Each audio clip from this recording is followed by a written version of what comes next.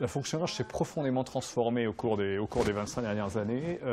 On est passé d'une fonction qui était très personnelle, très administrative, très liée à la production, à une fonction, je crois, qui aujourd'hui a trois vocations.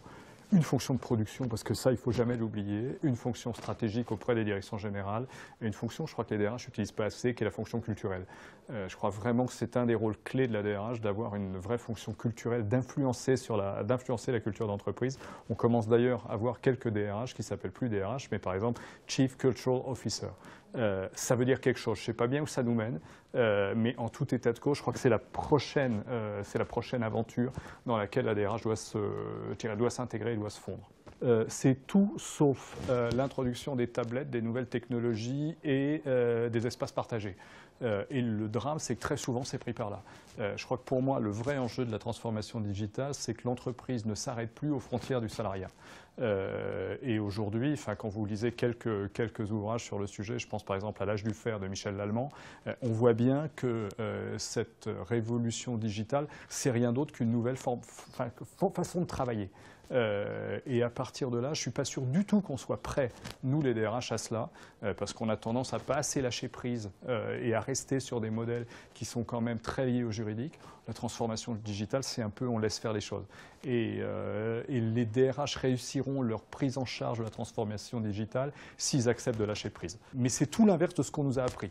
On nous a appris à mettre en place des processus, à valider des processus, à faire en sorte que tout le monde rentre dans le cadre, sous une forme ou sous une autre. Et là, on est parti sur un phénomène complètement inverse.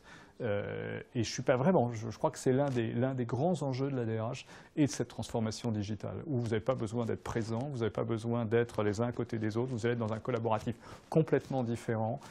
Toutes ces notions de Fab Lab, tout ce qui se passe un peu partout, va vraiment, à mon avis, complètement changer le métier. La loi El Khomri, de manière très simple, je crois que c'est une loi intéressante. Elle était nécessaire, on l'a gentiment vidée de sa substance.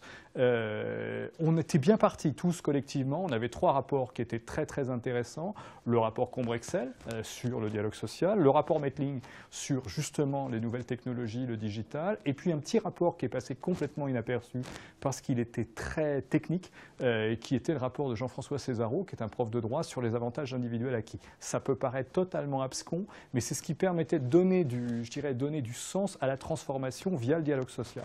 Et on a complètement encapsulé ces 3 sujets à travers ce qui est devenu le rapport Badinter, où on est retourné dans le registre du droit, alors qu'à travers les 3 autres rapports, on avait un registre économique, un registre social et culturel. On est reparti sur le droit, et là, on s'est tous remis des barrières qui vont rendre les choses très difficiles. Tout le monde est en train de travailler pour trouver des solutions, mais de toute façon, ce sera une cote mal taillée. Elle va cristalliser tout un tas de choses, des 2 côtés, dans les 2 camps. Elle a généré des postures, c'est dommage. Bon, après, il ne faut pas se tromper, hein, la loi, c'est la loi. Après, c'est aux praticiens de mettre en œuvre. Donc, à nous de faire en sorte de trouver les marges de manœuvre.